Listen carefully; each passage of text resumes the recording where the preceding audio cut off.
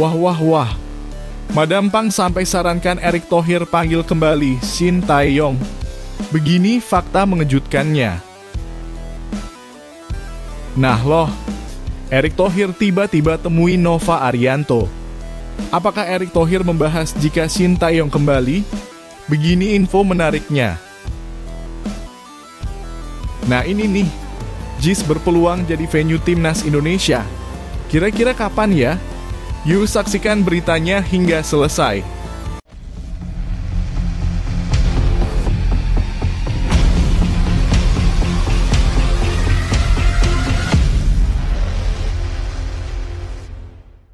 Mohon subscribe channel Timnasku Indonesia agar tidak ketinggalan informasi Timnas Indonesia. Madam Pang sarankan Erick Thohir agar memanggil kembali Shin Tae-yong. Benar-benar di luar dugaan, pernyataan terbaru Shin Tae-yong sukses membuat publik sepak bola Indonesia terkejut. Pelatih asal Korea Selatan yang pernah menakodai Timnas Indonesia selama 5 tahun itu ternyata secara terbuka mengaku ingin kembali melatih Garuda jika ada kesempatan. Yang lebih mengejutkan lagi, ucapan ini disampaikan bukan dengan nada sakit hati atau penuh sindiran, melainkan dengan tulus demi menghormati para supporter Indonesia yang selama ini telah memberikan dukungan penuh kepadanya. Sikap ini membuat banyak orang kembali mengingat betapa kuatnya hubungan emosional Shin Tae-yong dengan timnas dan pendukungnya. Shin Tae-yong memang resmi didepak dari kursi pelatih oleh Ketua PSSI, Erick Thohir, pada awal tahun ini. Alasannya kala itu adalah soal dinamika kepemimpinan, komunikasi, dan taktik. Meski begitu, keputusan tersebut tetap terasa janggal di mata sebagian fans Garuda. Pasalnya, selama menukangi timnas sejak tahun 2020, Shin Tae-yong tidak hanya menangani tim senior, tetapi juga memimpin timnas U20 dan U23. Sebuah tanggung jawab besar yang jarang diemban oleh satu pelatih saja. Sejumlah prestasi dan peningkatan performa tim pun menjadi bukti kerja kerasnya, walau belum semua target mampu diraih. Dalam wawancara di kanal YouTube Jackpot, Shin Tae-yong mengungkapkan bahwa dirinya masih mengikuti perjalanan Timnas Indonesia bahkan setelah tidak lagi menjadi pelatih. Ia menonton seluruh laga Garuda termasuk di putaran keempat kualifikasi Piala Dunia 2026 zona Asia. Pernyataannya yang menyebut kemungkinan kembali melatih timnas jika ada kesempatan diucapkan dengan alasan yang sangat personal untuk membalas semua cinta dan dukungan yang telah diberikan fans selama ini. Baginya, supporter Indonesia memiliki tempat istimewa di hatinya. Reaksi pun bermunculan, salah satunya rumor datang dari Madam Pang, Ketua Federasi Sepak Bola Thailand sekaligus sahabat dekat Erick Thohir. Menariknya, Madam Pang secara terbuka berharap agar Erick Thohir mau mempertimbangkan untuk mengembalikan Shin Tae-yong ke kursi pelatih Timnas Indonesia. Pandangan ini tentu menjadi sorotan karena datang dari seorang tokoh sepak bola internasional yang cukup berpengaruh. Apalagi hubungan persahabatannya dengan Erick membuat komentarnya memiliki bobot tersendiri. Banyak fans Garuda menyambut harapan tersebut dengan antusias. Bagi mereka, kembalinya Shin Tae-yong bisa menjadi momentum kebangkitan. Terlebih gaya kepelatihannya sudah terbukti mampu membangun mental juang dan disiplin para pemain. Meski demikian, sebagian pihak tetap ragu apakah Erick Thohir akan mempertimbangkan langkah tersebut mengingat alasan pemecatan sebelumnya. Namun pernyataan STY yang tidak mengandung nada pahit atau dendam justru membuka peluang rekonsiliasi di masa depan. Shin Tae-yong sendiri saat ini fokus sebagai pelatih klub Ulsan HD di Liga Korea Selatan. Ia mengisyaratkan bahwa kemungkinan melatih klub Indonesia hampir mustahil, terutama karena masalah gaji yang sulit disesuaikan. Meski begitu, untuk timnas Indonesia, ia tidak menutup pintu sama sekali. Pada akhir bulan ini, ia bahkan dijadwalkan datang ke Indonesia sebagai manajer timnas Korea Selatan U23 di kualifikasi Piala Asia U20 2026 yang berlangsung pada 39 September 2025. Situasi ini membuat publik Indonesia kembali terbelah antara harapan dan realita. Di satu sisi, keinginan STY untuk kembali adalah kabar yang menggembirakan bagi banyak fans. Di sisi lain, ada dinamika internal PSSI yang mungkin tidak mudah untuk dilalui. Bagaimanapun juga pemecatan STY masih menyisakan tanda tanya di benak para pendukung Garuda. Kini bola panas ada di tangan Erick Thohir. Apakah ia akan mempertimbangkan desakan fans dan harapan tokoh internasional seperti Madam Pang atau tetap pada jalur yang sudah ia rencanakan dengan pelatih baru? Semua ini menjadi bahan diskusi yang hangat di kalangan pecinta sepak bola tanah air. Bagaimana menurut kalian, apakah Shin Tae-yong memang pantas diberikan kesempatan kedua untuk menakodai timnas Indonesia? Silakan tulis pendapat kalian di kolom komentar.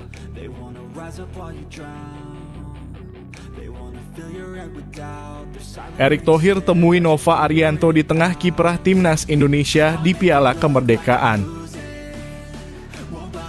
Pertemuan mendadak antara Ketua PSSI, Erick Thohir, dan pelatih timnas Indonesia U17, Nova Arianto, di tengah gelaran Piala Kemerdekaan 2025 langsung memantik berbagai spekulasi di kalangan fans Garuda. Banyak yang menduga kunjungan ini adalah sinyal awal bahwa Erick Thohir tengah mempersiapkan langkah untuk mengganti Nova.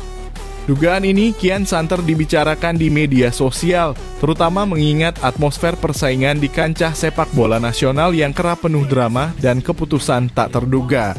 Namun, jika melihat lebih dalam, sepertinya apa yang terjadi justru berbeda dari apa yang dibayangkan para pendukung timnas. Erick Thohir diketahui hadir langsung di Deli Serdang, Sumatera Utara untuk menonton laga perdana timnas Indonesia U17 di Piala Kemerdekaan 2025. Dalam laga tersebut, Garuda Muda berhadapan dengan Tajikistan U17 dan bermain imbang dengan skor 2-2 pada Selasa 12 Agustus 2025. Setelah laga, Erick menyempatkan waktu bertemu dengan Nova Arianto sebelum kembali ke Jakarta. Pertemuan itu bukan sekadar obrolan santai, melainkan membahas secara serius persiapan timnas Indonesia U17 menuju Piala Dunia U17 2025 di Qatar yang akan berlangsung pada 3 hingga 27 November mendatang.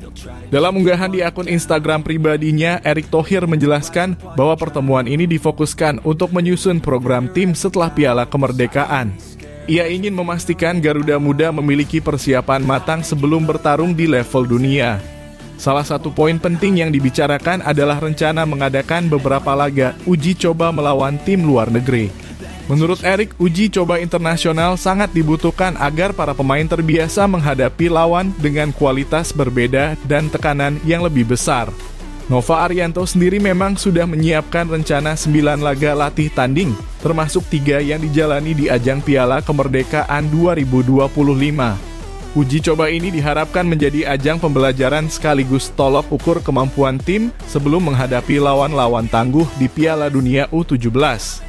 Erick pun memberikan dukungan penuh terhadap program tersebut, menegaskan bahwa dirinya tidak datang untuk mengintervensi, apalagi menyingkirkan sang pelatih, melainkan untuk memperkuat rencana persiapan yang sudah disusun tim pelatih.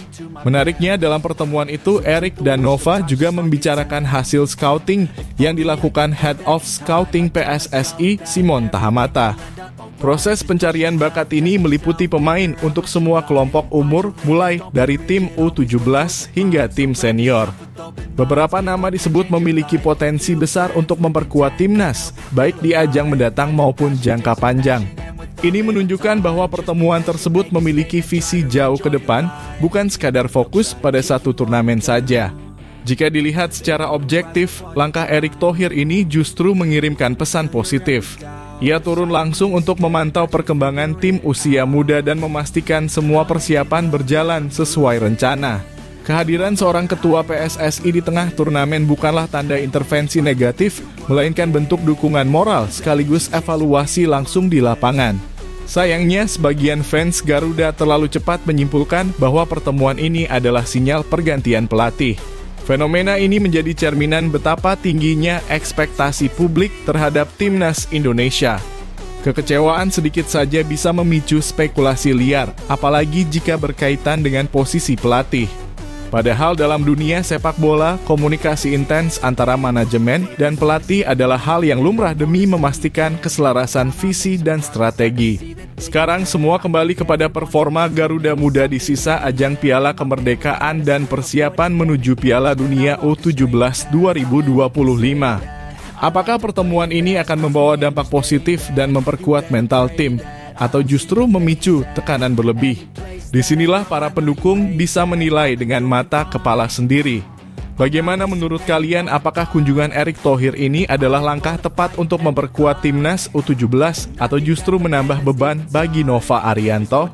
Silakan tulis pendapat kalian di kolom komentar.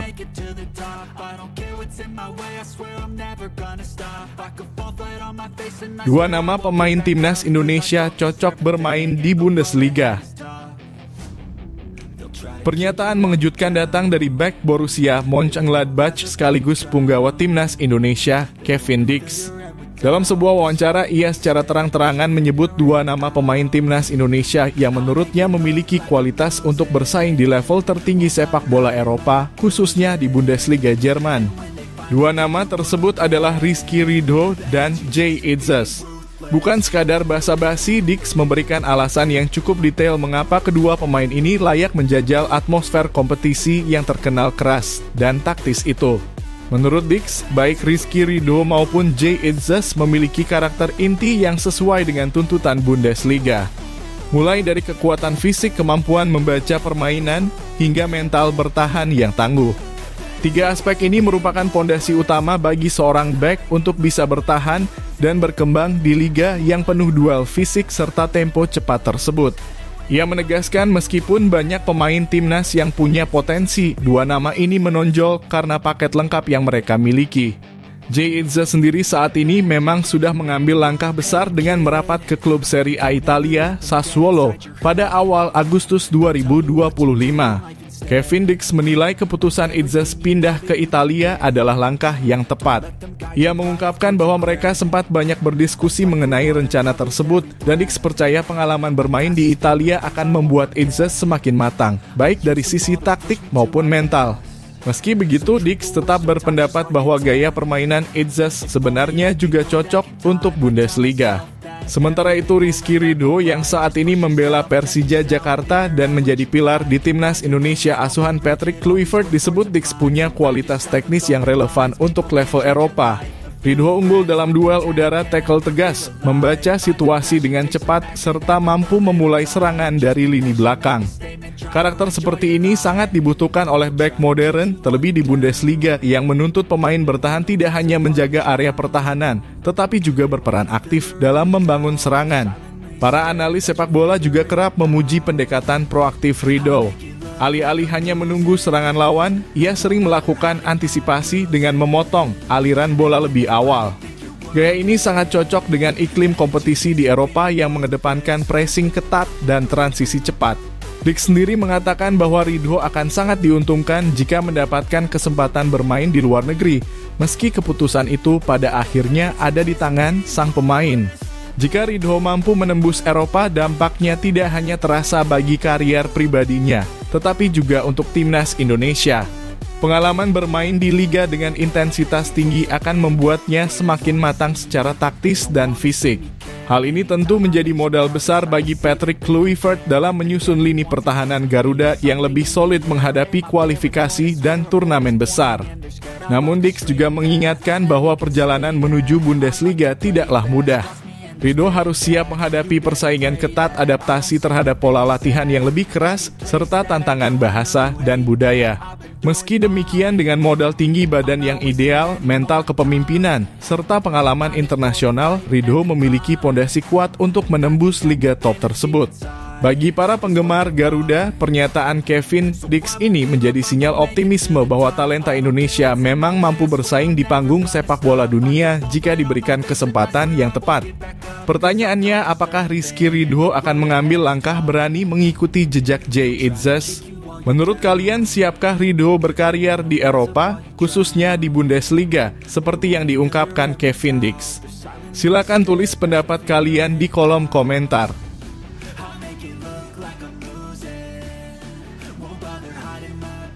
JIS berpeluang jadi venue timnas Indonesia.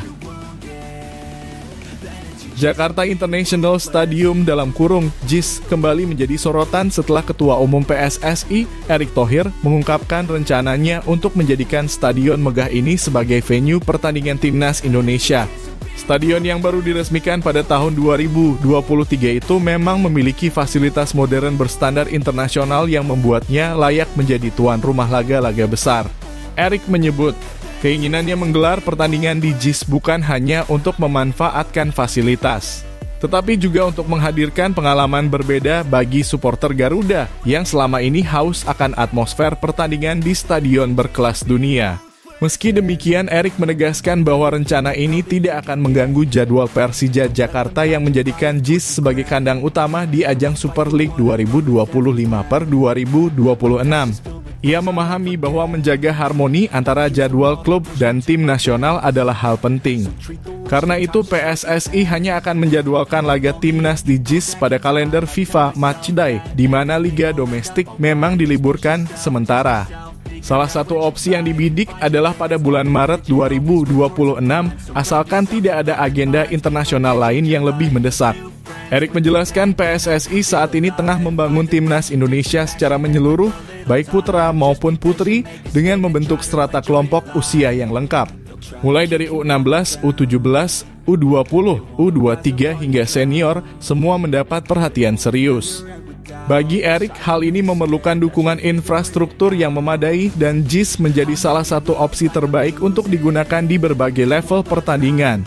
Ia bahkan mengaku sudah membicarakan rencana ini dengan pemerintah Provinsi DKI Jakarta. Namun di balik antusiasme itu ada faktor yang bisa saja menunda realisasi penggunaan JIS sebagai venue timnas pada Maret 2026. Jika timnas Indonesia berhasil melaju ke ronde kelima kualifikasi Piala Dunia 2026 zona Asia pada November 2025, maka mereka akan terus bertanding hingga Maret 2026 demi memperebutkan tiket ke putaran final. Skenarionya, jika Garuda mampu menembus ronde kelima, mereka akan berhadapan di playoff antar benua yang digelar di Amerika Serikat pada bulan Maret. Artinya laga persahabatan atau uji coba di JIS bisa batal karena prioritas utama adalah pertandingan penentuan menuju Piala Dunia. Sementara itu, PSSI kini fokus menyiapkan agenda besar pada FIFA Matchday September 2025. Timnas Indonesia senior dijadwalkan menghadapi Lebanon dan Kuwait di Surabaya.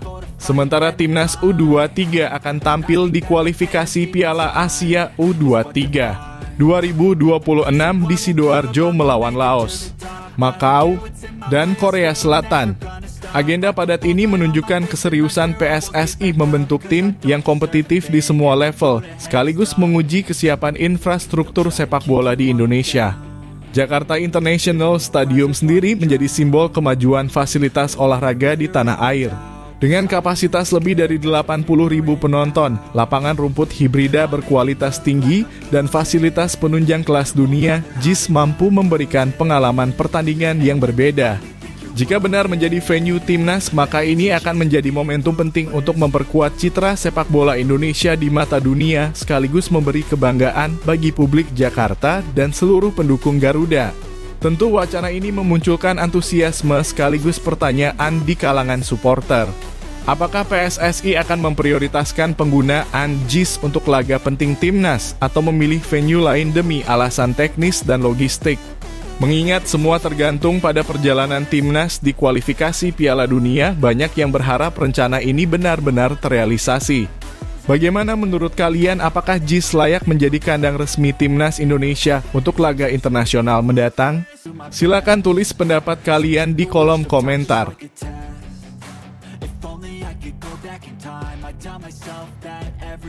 Timnas Indonesia diminta bayar royalti lagu.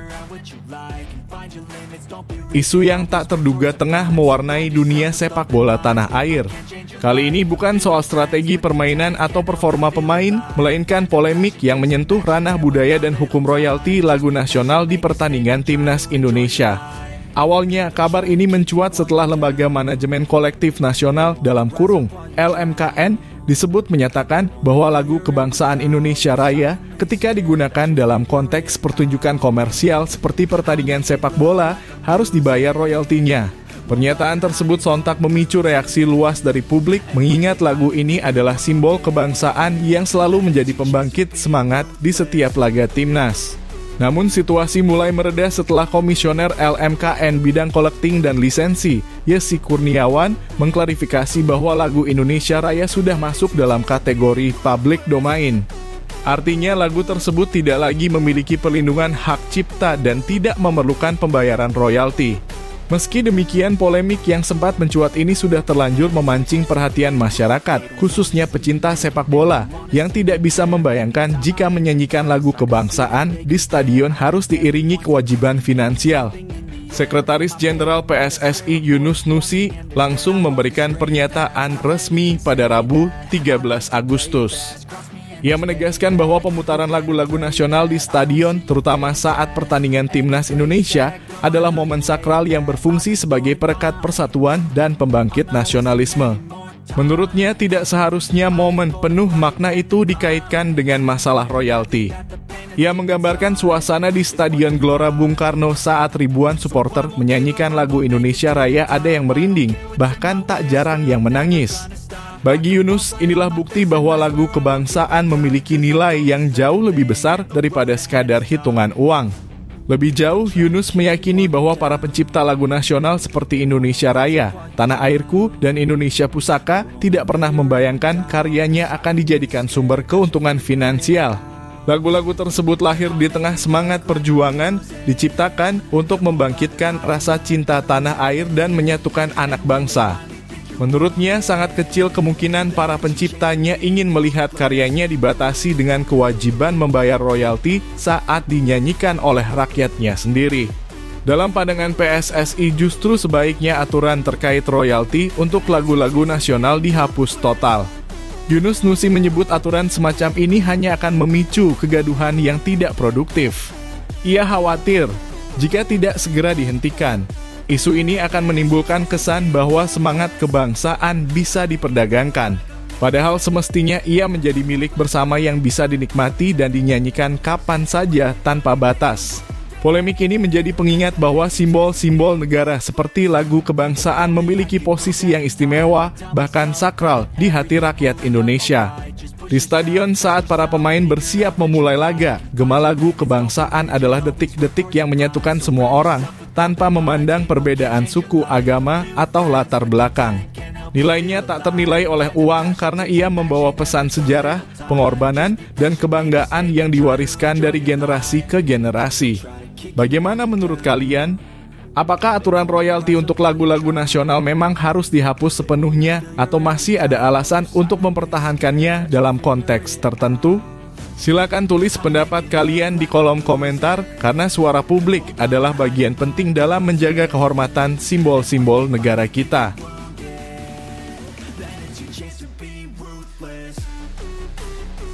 Miliano Jonathans tiba-tiba merasa sakit hati usai dikabarkan jadi calon pemain naturalisasi.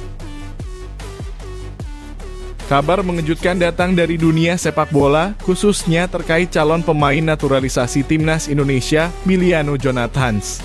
Pemain muda berusia 21 tahun yang kini bermain untuk FC Utrecht itu dikabarkan tengah dibidik PSSI sebagai tambahan kekuatan untuk skuad Garuda di ronde keempat kualifikasi Piala Dunia 2026 zona Asia. Langkah naturalisasi ini menjadi strategi PSSI untuk memperkuat tim, terlebih Indonesia akan menghadapi lawan berat seperti Arab Saudi dan Irak pada Oktober mendatang. Namun di tengah kabar positif ini, Miliano justru mengaku hatinya terluka. Awalnya rumor naturalisasi Miliano Jonathans berkembang pesat di media, termasuk media Belanda. PSSI sendiri memang belum mengumumkan secara resmi siapa saja pemain yang tengah diproses, kecuali Mauro Zijlstra yang sudah diperkenalkan kepada publik.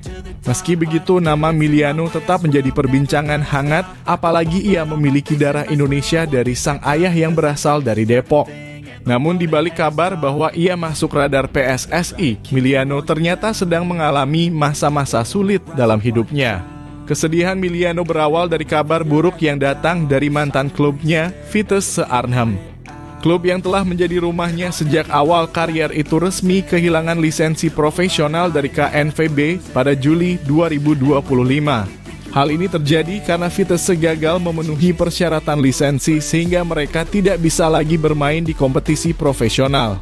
Bagi Miliano, ini adalah pukulan telak karena Vitesse bukan sekadar klub, melainkan bagian penting dari perjalanan hidup dan karier sepak bolanya. Dalam wawancara bersama ESPN, Miliano mengungkapkan bahwa kabar ini membuat hatinya benar-benar hancur.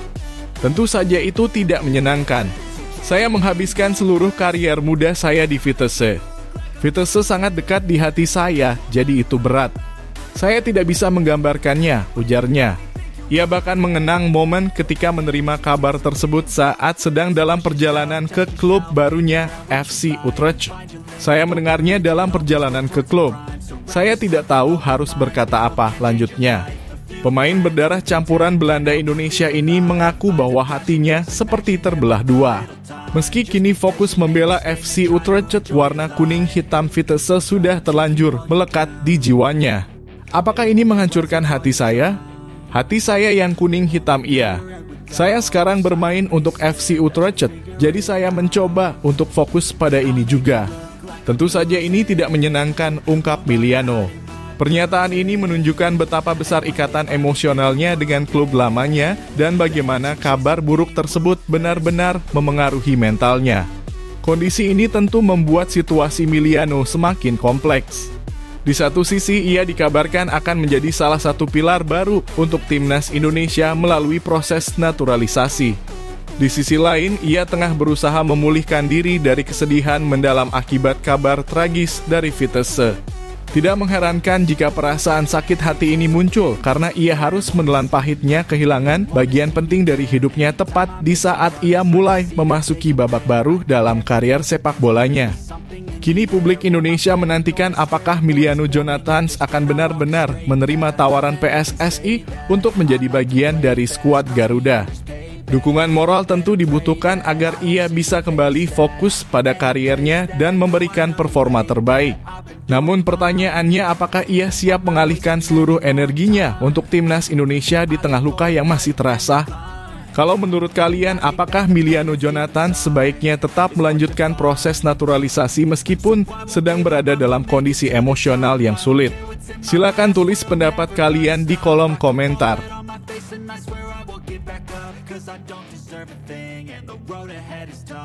Tom Haye diincar klub besar Liga Jerman. Masa depan gelandang timnas Indonesia, Tom Haye, kini tengah menjadi sorotan besar jelang musim 2025-2026. Pemain yang saat ini berstatus tanpa klub itu dikabarkan masuk radar salah satu tim legendaris Jerman, FC Schalke 04. Meski kini bermain di kasta kedua Bundesliga, Schalke tetap memiliki reputasi besar di Eropa berkat sejarah panjangnya dan koleksi trofi yang mereka miliki. Kabar ini jelas menjadi angin segar bagi karier Tom Haye, mengingat ia sedang mencari pelabuhan baru setelah meninggalkan Almere City. Rumor ketertarikan Schalke terhadap Tom Haye pertama kali diungkapkan oleh akun Instagram @transfernews_ft1 pada Rabu 13 Agustus 2025.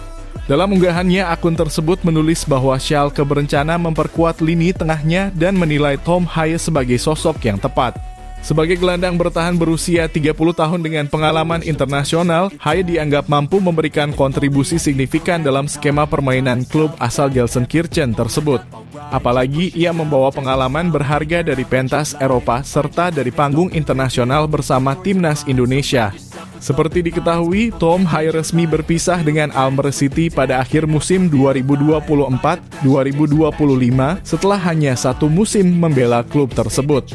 Sejak direkrut pada 13 September 2024, ia tercatat tampil dalam 30 pertandingan dan mencetak 2 assist.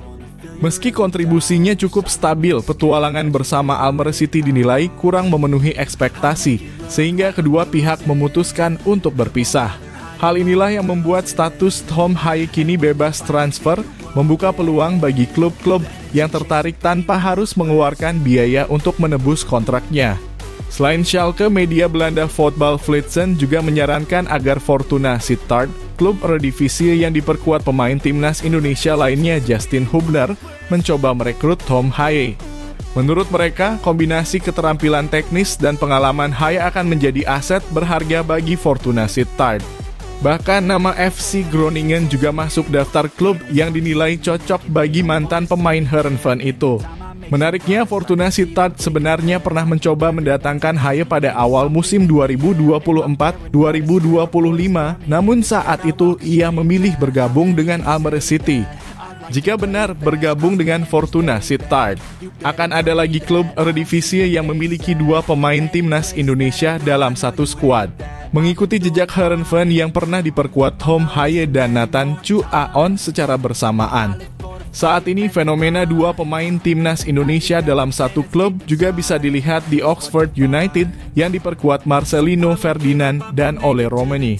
Di tengah spekulasi kepindahannya, Haye tetap menjadi satu-satunya pemain timnas Indonesia yang belum memiliki klub untuk musim depan. Sementara itu, 2 rekannya yang sebelumnya bermain di luar negeri, Jordi Amat dan Rafael Struijk, justru memutuskan pulang ke tanah air. Jordi resmi memperkuat Persija Jakarta, sementara Struijk memilih bergabung dengan Dewa United di Liga 1.